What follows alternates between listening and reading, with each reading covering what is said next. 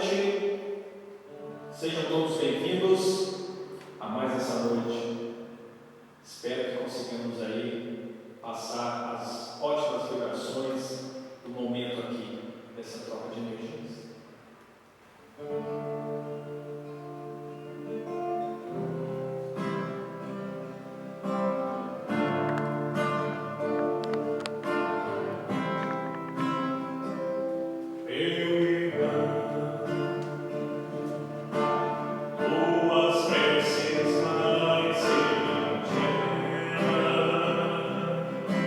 São ouvidos no espaço e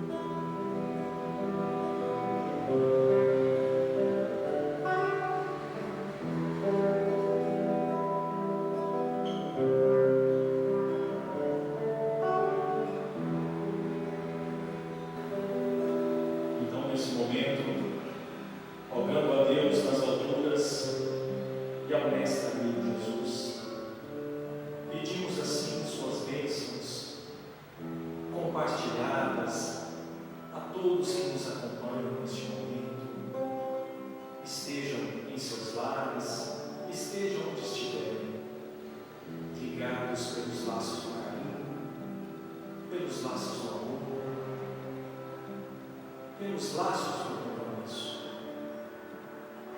Mestre amigo Jesus, abençoe mais essa noite, abençoe a nossa palestra, e que possamos assim continuar levando o acolhimento a todos que aqui nos buscam. Em seu nome, damos por iniciado mais uma noite. Que Deus seja louvado e que assim seja. No Evangelho segundo o Espiritismo, capítulo 25, buscai e achareis. Ajuda-te e o céu te ajudará. Pedi-se vos dará. buscai e achareis, batei a porta e se vos abrirá.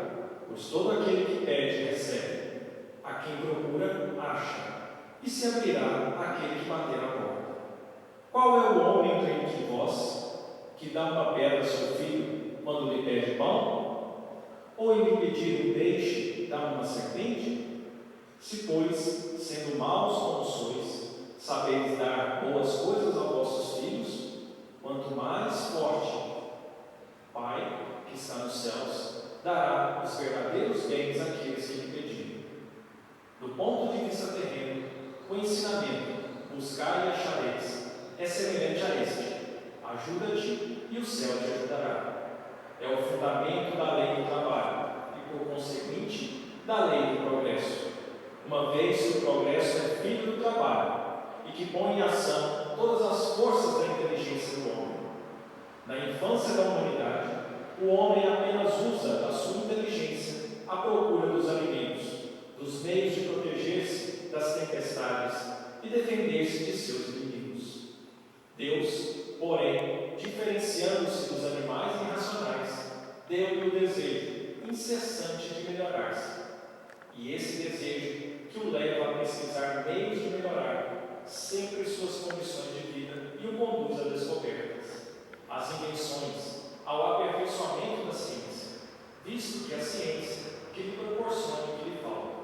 Por essas pesquisas, sua inteligência se desenvolve, sua moral se purifica. As necessidades do corpo sucedem às do espírito. Além do alimento material, é preciso a alimentação espiritual. É assim que o homem passa do estado selvagem para o da civilizado. Boa noite a todos. Hoje temos aqui o nosso convidado e palestrante, trabalhador de nossa casa, Absael. Tenha uma boa palestra. Muito boa noite a todos que estão aqui conosco, que nos visitam através da mídia, através das redes sociais. Estamos aqui hoje para falarmos sobre a busca incessante do melhor. E assim, desejamos que realmente consigamos perceber o que é o nosso melhor. O nosso melhor seria confiança, coragem, trabalho duro, dedicação, paciência para atingirmos o nosso sucesso? Muito bem. São questionamentos. O melhor que nós temos a oferecer. Qual é o melhor de nós? Precisamos buscar o melhor da vida? O melhor das coisas materiais? Ou, na verdade, essa busca incessante do melhor, essa centelha divina que está dentro de nós e nos impulsiona sempre no caminho reto, no caminho do bem, seria oferecer o nosso melhor a todos aqueles que nos cercam, especialmente nesses momentos em que estamos vivendo muitas dificuldades, muitas dores, muitas angústias. O isolamento social nos atinge. É nesse momento que somos testados e que somos chamados a oferecer, a encontrar, a buscar o nosso melhor. Sócrates afirmava que ninguém que saiba ou acredite que haja coisas melhores do que as que faz, continua a fazê-las quando conhece a possibilidade de outras melhores. Sócrates, que viveu 400 anos antes de Cristo, ele já nos afirmava que ninguém que tenha a possibilidade de fazer algo melhor, deixa de fazer, se tem essa possibilidade. Portanto, esse precursor da doutrina espírita, Sócrates, já nos traz verdades muito antes da vinda do Cristo. Na semana passada, nós tivemos aqui o nosso companheiro Anderson, que falou para nós sobre educação e família e também citou alguns filósofos, alguns pensadores. A doutrina espírita tem essa característica de buscar as verdades, de buscar as revelações, seja por intermédio da ciência, seja através dos pensadores, dos filósofos, dos psicólogos. Tudo aquilo que nos são reveladas como verdades, como coisas importantes a pensarmos, podemos refletir juntos.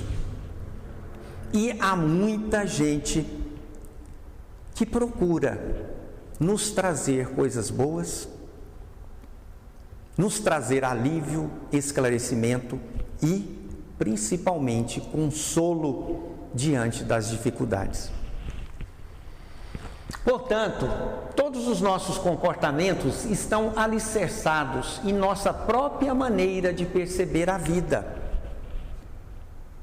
O nosso melhor vai depender da forma como a gente percebe a vida. Será que nós temos a sensibilidade para perceber no nosso ambiente de trabalho aquele companheiro que tem mais dificuldade? Aquele que precisa do nosso apoio? Muitas vezes aqueles que são mais sensíveis às necessidades uns dos outros são muito elogiados pela equipe. São destaques. Eles começam então a ganhar a simpatia de todos, porque no íntimo nós gostaríamos de oferecer o nosso melhor. Se a gente não consegue, é porque ainda não conseguimos que nossos comportamentos refletissem as nossas vontades, aquilo que a gente pensa de bom. Muitas vezes pensamos em fazer o bem, mas outras vezes não temos a força de transformar essa vontade em comportamento. Outras vezes a gente não consegue perceber a necessidade daqueles que nos envolvem. E quando erramos,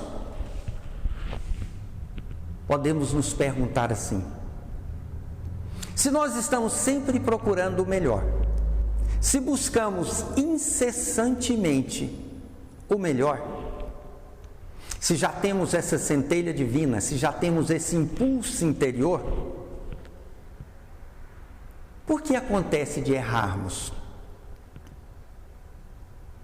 Mesmo quando erramos, nós estamos optando pelo que nos parecia ser o melhor. Ok, Absair, mas vamos imaginar o seguinte: o criminoso, por exemplo, ele não sabe que está cometendo um crime? Aquele que lesa o outro, aquele que prejudica o outro, ele não tem essa consciência de que está lesando, de que está prejudicando? É exatamente aí que está o aspecto do que nós estamos falando. Cada um oferece aquilo que tem. Cada um age de acordo com as suas concepções interiores. E essas concepções, elas são o nosso patrimônio de experiências vividas de longas datas.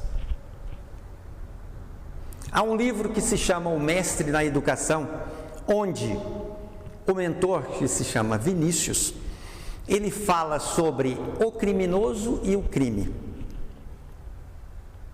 Então ele fala que nós devemos sim lutar intimamente contra o crime, contra o erro, contra o pecado, contra o vício. Mas jamais deveremos julgar nem condenar o criminoso, o pecador ou o viciado.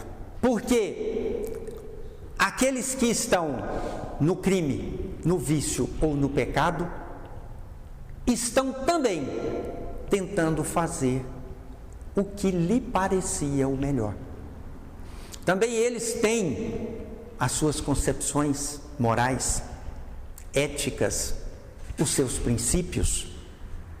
Portanto, mesmo aquele que erra muito, no fundo, ele gostaria de fazer melhor. Muitas vezes, se não faz, é porque não consegue vencer as suas más inclinações. Não conseguem vencer a si mesmos. Me lembro aqui de uma história, de uma passagem, na verdade, e aqui nós temos a imagem de Emmanuel, a imagem de Chico Xavier. Emmanuel, mentor de Chico Xavier, durante toda a sua encarnação, o seu guia espiritual, como muitos diziam. Chico Xavier, nós todos conhecemos pela sua obra, pelos seus relatos, até pelo filme Chico Xavier. E o próprio Chico nos conta uma história muito interessante que se passou com ele. Ele conta num programa que foi ao ar na década de 70, que se chamava Pinga Fogo. Então Chico Xavier conta que estava em um avião. Essa história é narrada como o caso do avião. E estando nesse avião, o avião entrou numa turbulência. Todo mundo começou a se desesperar, muita angústia, muita gritaria. E então o Chico também começou a gritar: socorro, socorro, socorro, eu vou morrer. E nesse desespero, nessa gritaria, Emmanuel, muito austero, muito firme, sempre um grande conselheiro de Chico, virou para ele: o que é isso, Chico? Que gritaria é essa? Aí alguns perguntam: Emmanuel entrou no avião? Sim, ele entrou no avião porque ele é espírito, ele chegou, foi caminhando, naturalmente apenas Chico o enxergava. Então ele entrou no avião. Chico, o que é isso? Que gritaria é essa? Uai, Emmanuel, mas eu estou em perigo de vida. Eu estou vendo a morte de perto. Eu vou morrer. Sim, Chico, se você vai morrer, morra com educação. Pelo menos não incomode os demais com o seu medo, com o seu desespero. Tente acalmar as pessoas. Muito bem. Lembrando dessa história de Chico, na semana passada, minha filha ligou para mim: pai, estou muito angustiada, estou aqui longe, em isolamento social, gostaria de ir, mas estou num dilema, não sei se vou a Goiânia, se não vou, se eu visito, se não visito, meus avós, vocês, então já chorei bastante, estou nessa angústia, não sei o que fazer. Aí eu pensei: já sei o que eu vou orientar minha filha. Filha, é o seguinte, nós temos que pensar que estamos num momento difícil, que a coisa é complicada mesmo, porque é uma doença, é muito contagiosa, é um vírus. Mas é o seguinte, tenhamos fé. E se a gente tiver que passar por uma dificuldade maior, que a gente possa aceitar essa dificuldade. E se o pior vier, e se tiver que morrer, vamos morrer com dignidade. Puxa vida, agora eu fui muito bem, porque eu usei um exemplo de Emmanuel para Chico.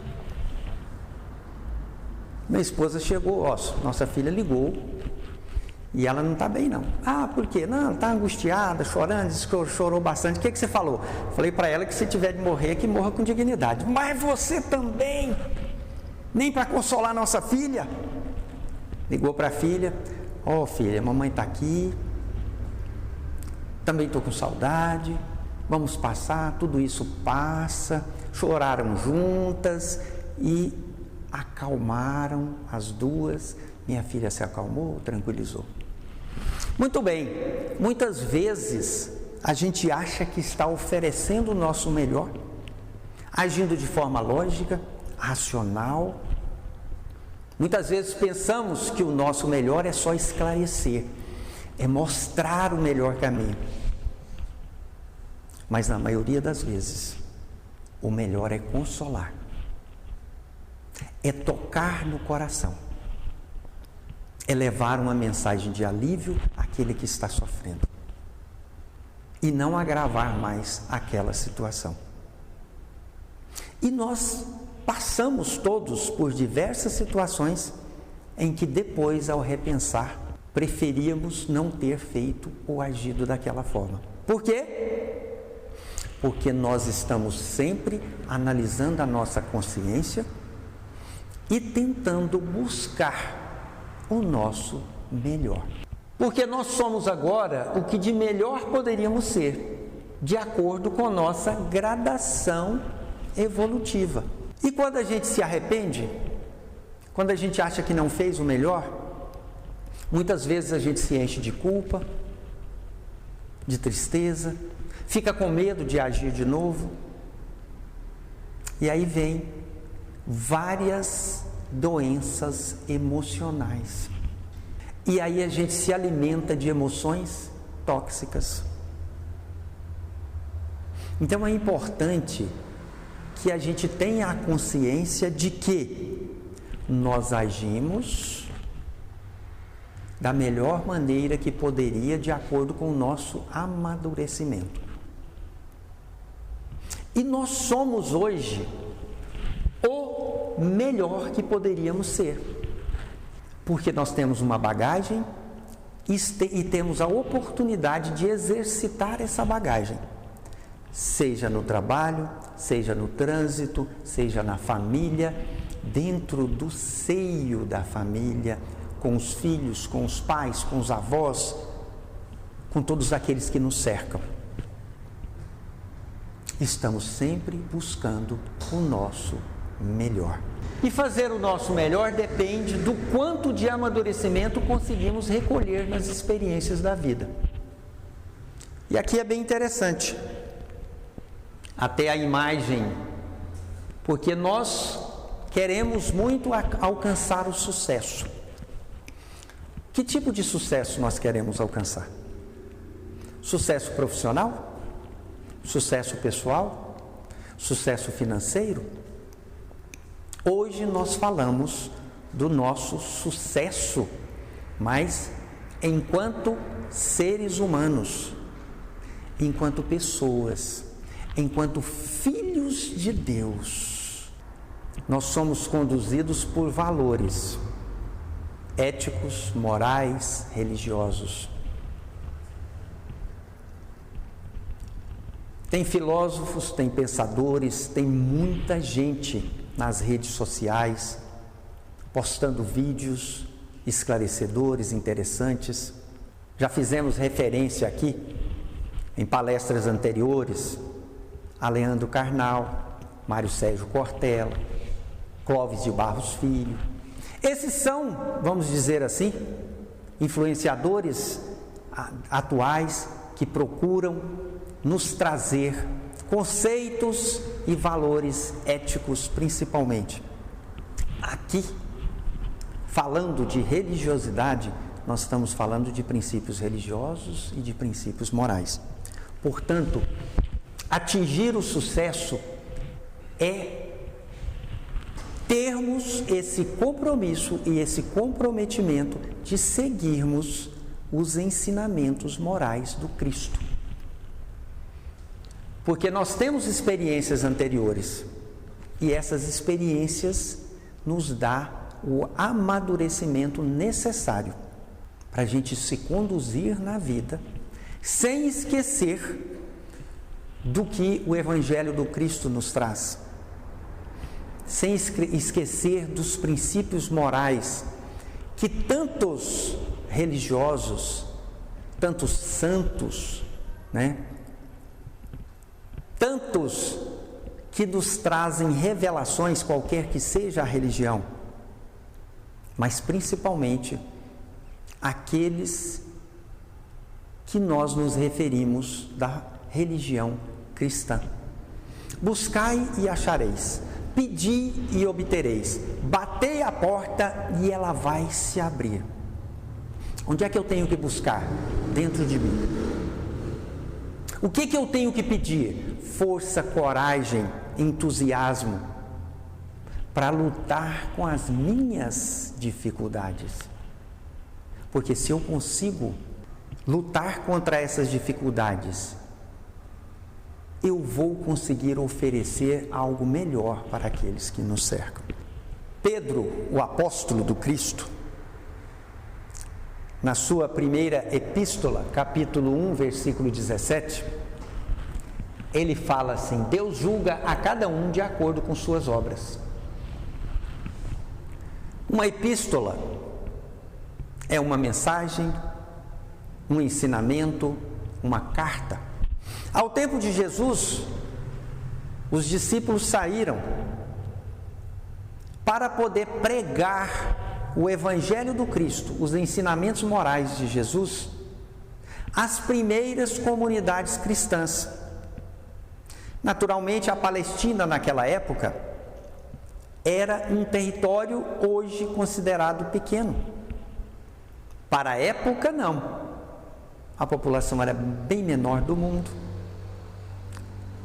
Não existiam tantos países, ainda não se tinha descoberto e explorado os continentes.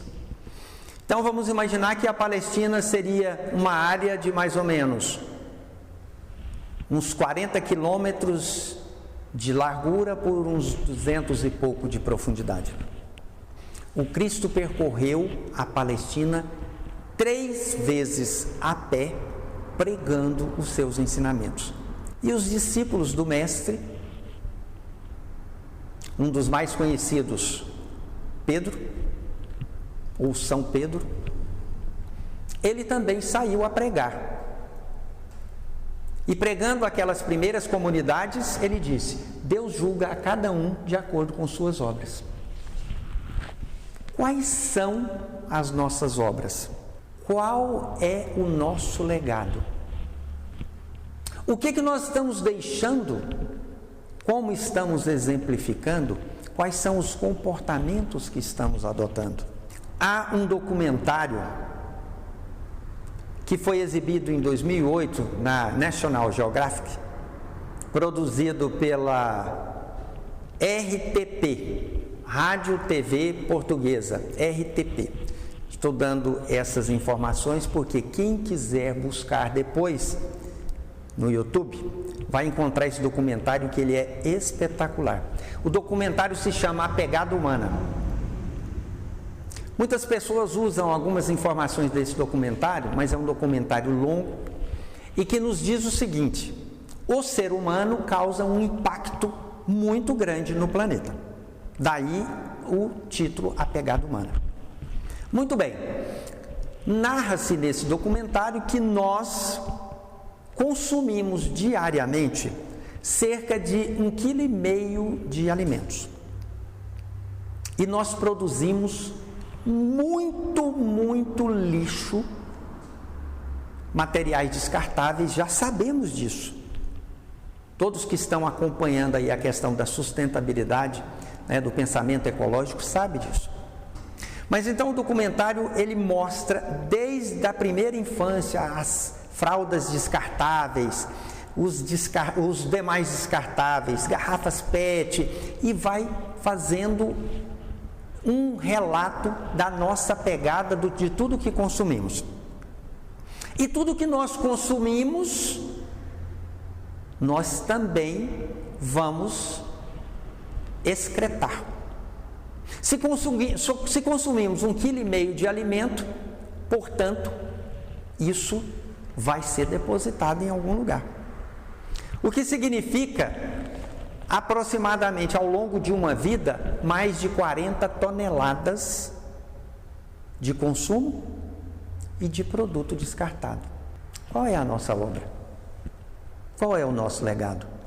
Será que é só isso que nós temos a oferecer? Voltando um pouco mais para o nosso pensamento espiritual, de valores religiosos, nós também poluímos o nosso ambiente com pensamentos negativos, com ira, com cólera, com tristeza, com raiva. Isso forma uma vibração no planeta. Nossos mentores falam que há uma nuvem espessa de vibrações negativas que envolve todo o planeta Terra, fruto dos nossos pensamentos e das nossas emoções. Precisamos transformar isso e deixar obras e um legado melhor para as futuras gerações. Porque, ao final, nós seremos avaliados por Deus, pelo poder divino, de acordo com a nossa capacidade de escolha, com as nossas funções mentais e espirituais, com a aptidão de fazer, decidir, analisar e tomar direções. Por isso, o apóstolo Pedro falou: Deus julga a cada um segundo as suas obras.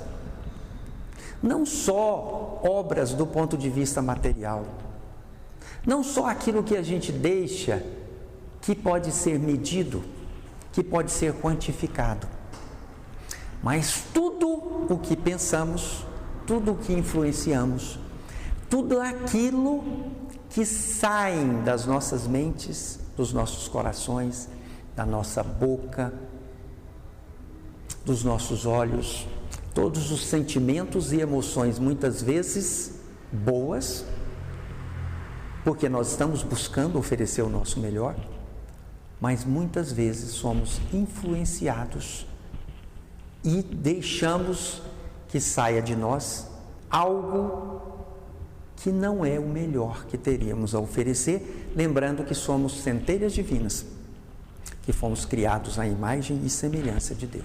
Vamos pensar nessa avaliação do poder divino e ver qual é a nossa capacidade de escolha. Nós já podemos nos libertar das amarras, dos sentimentos negativos, das imperfeições morais, dos vícios. O que é que nós podemos deixar de consumir?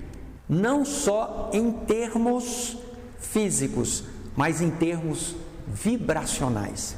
Da mesma forma que perguntamos como Deus vai nos avaliar, nós perguntamos como tomamos nossas decisões. E aí é muito interessante, tem alguns vídeos do professor, filósofo e educador, escritor Mário Sérgio Cortella, que ele fala sobre a questão da ética, dos valores que nós cultivamos. E aí pergunta-se para ele: o que é ética, professor? Ele fala: ética é o conjunto de valores que nós utilizamos para decidir 3 grandes dilemas do ser humano: quero, devo e posso. E aí ele diz o seguinte: nem tudo o que eu quero, eu posso. Nem tudo o que eu posso, eu devo. E nem tudo que eu devo, eu quero. Quando a gente consegue harmonizar esses 3 dilemas, nós encontramos paz de espírito. E é um pensamento muito interessante, porque nós, religiosos, cristãos e espíritas, estamos sempre lutando com a nossa consciência. Nós queremos encontrar a paz de espírito, como ele fala, a paz de consciência. Nós queremos que a nossa consciência nos aprove, conforme os nossos comportamentos. Querer é vontade. E nós temos uma extraordinária força de vontade. Dever é sagrado, é compromisso, é aquilo que está esculpido nas nossas mentes como a lei de Deus. Nós sabemos o que Deus espera de nós, quais são os nossos deveres. Eu posso significa possibilidade. Qual é a minha possibilidade? Uns podem mais do que os outros, portanto devem fazer mais. Uns já têm mais consciência do que os outros, portanto têm um dever maior para com o próximo. Nós acrescentaríamos, nós religiosos, um outro dilema que é: necessito? Eu quero, eu devo, eu posso, mas eu necessito? Porque Deus nos atende em todos os nossos pedidos, desde que a gente tenha necessidade. Portanto, por mais que a gente ore, pedi e obtereis, batei e a porta vai abrir, né? Buscai e achareis. Deus vai nos atender nas nossas necessidades e não nas nossas vontades. Portanto, esses dilemas, quero, devo, posso e necessito, são 4 pilares, 4 perguntas que podemos nos fazer sempre que tivermos dúvida sobre a melhor forma de conduzir em qualquer situação. O nosso melhor será sempre o ponto-chave na apreciação e no cálculo da contabilidade divina. Ao registrar se os céus nos ajudarão, se acharemos o que buscamos e se as portas se abrirão ou se permanecerão fechadas. A gente ora, especialmente quando vem a dor. A gente se lembra de dor, se lembra de Deus nos momentos de angústia, de dor, de sofrimento, de doença. Enquanto estamos saudáveis, enquanto tudo está bem, dificilmente a gente se lembra de fazer uma prece, uma oração, de agradecer. Nós precisamos desenvolver mais o sentimento de gratidão, de reconhecimento. Porque no nosso balanço existencial, na contabilidade divina, serão computados todos os atos em que a gente poderia fazer um bem e deixou de fazer. Em que a gente poderia evitar um mal e não o fez. Estou parado no semáforo, passa alguém pedindo uma ajuda. Aí vem aquele dilema: quero, devo, posso, necessito. E assim nós vamos acumulando questionamentos e dúvidas no nosso subconsciente. Isso nos traz cobranças íntimas, peso de consciência, dificuldade na nossa condução ao longo da vida. Mas se a cada atitude nós pensarmos assim: o que é que o Cristo faria se aqui estivesse no meu lugar? Ou, se a gente admira um ente espiritual, um santo, alguém ou algo maior que nós temos como um exemplo, podemos dizer: como ele agiria em meu lugar? Santa Teresa de Calcutá, Irmã Dulce. Nós temos tantos exemplos aí de dedicação, de luta, de caridade, de amor ao próximo. Podemos nos mirar nesses exemplos para poder trabalhar esses nossos questionamentos. Afinal de contas, nós fomos criados por Deus e de sua própria substância. Assim, o amor é de essência divina, e todos vós, do primeiro ao último, tendes no fundo do coração a centelha desse fogo sagrado. Aqui está no Evangelho segundo o Espiritismo, capítulo 11, item 9. Ou seja, a nossa paternidade é divina. Nós fomos criados à imagem e semelhança de Deus. Nós temos em nós sementes do Criador. Nós fomos criados segundo os princípios do amor, da caridade, da benevolência. Isso já está em nós. Isso está na nossa consciência. Onde está escrita a lei de Deus? Está na consciência. Todos nós conhecemos o caminho de Deus, porque nós já estivemos nele durante um longo período na nossa infância. A criança é pura, a criança não tem culpas, ressentimentos, mágoas, porque ela é um ser em formação. É o exemplo da pureza que o Cristo nos deixou. Deixai vir a mim as criancinhas e não as impeçais, porque o reino de Deus é para todo aquele que se vos assemelha. Então, se nós tivermos a pureza de coração de uma criança, nós permaneceremos no caminho de Deus. Somos filhos e herdeiros de um Pai bondoso e misericordioso.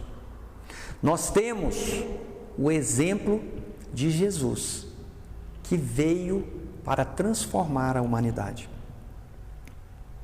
Quando o Cristo proferiu a palavra amor, a terra estremeceu. O mundo começou a se modificar. Daí a importância de buscarmos incessantemente o melhor. Não é o melhor do ponto de vista material que nós estamos falando.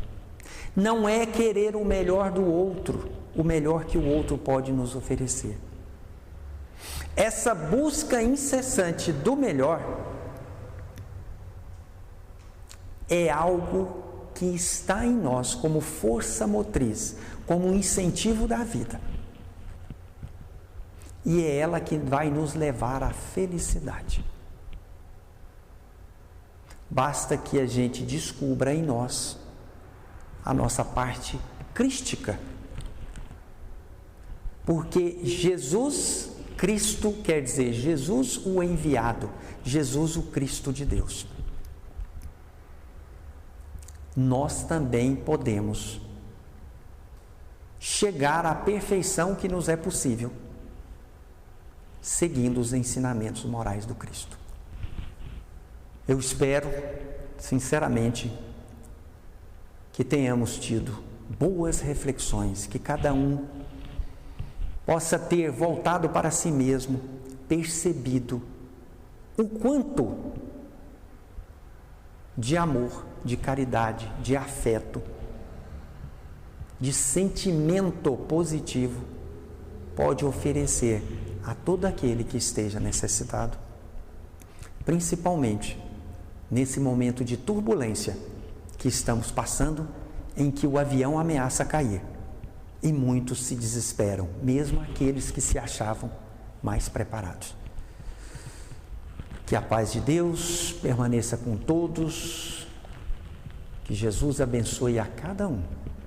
Fechem seus olhos, envolva todos os familiares com a vibração de amor, de sabedoria, de paz, de condescendência, de perdão. Pai de infinita bondade, nós te agradecemos por tudo que somos, por tudo que temos, pelas nossas conquistas e pelo que já conseguimos praticar no campo do bem e do amor. Oramos por todos aqueles que sofrem, que sejam consolados. E te pedimos, ó Pai, esteja conosco, agora e por todo sempre. Que assim seja.